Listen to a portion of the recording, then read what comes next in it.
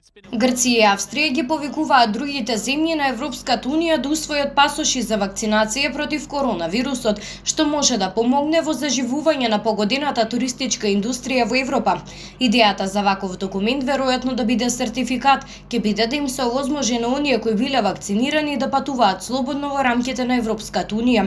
Предлогот беше изнесен за време на виртуелната дискусија меѓу лидерите на Европската Унија, но пасошот за вакцина се соочува со противење на некои од 27 земји членки на блокот. Франција и Германија велат дека ваквите документи би можеле да бидат предвремени, бидејќи податоците за ефикасноста на вакцините на вирусот COVID-19 се нецелосни.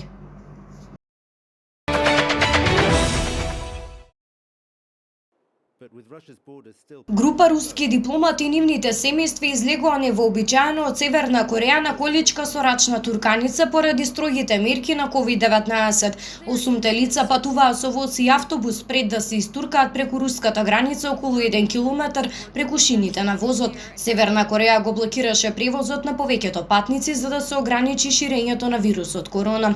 Земјата тврди дека нема ново заболени, но наблюдувачите го оспоруваат ова тврдење. Од почетокот на минатата година на возовите и вагоните им беше забрането да влегуваат или да ја напуштаат земјата, прекинаа и повеќето меѓународни патнички летови.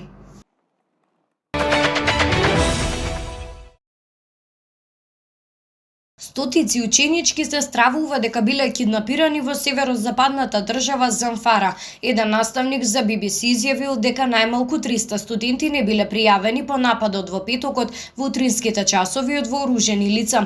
Портпарол на гувернерот на државата го потврди нападот, но не дал детали. Ова е последното масовно киднапирање насочено кон училиштата во последните неколку недели. Вооружени банди честопати запленуваат ученици. Најмалку 42 лица, вклучително и 27 студенти кои беа киднапирани минатата недела во Кагара, во соседната држава Нигер, се уште нема да бидат ослободени. Во декември повеќе од 300 момчиња беа киднапирани од вооружени лица во Канкара во државата Кацина и потоа беа ослободени по преговорите.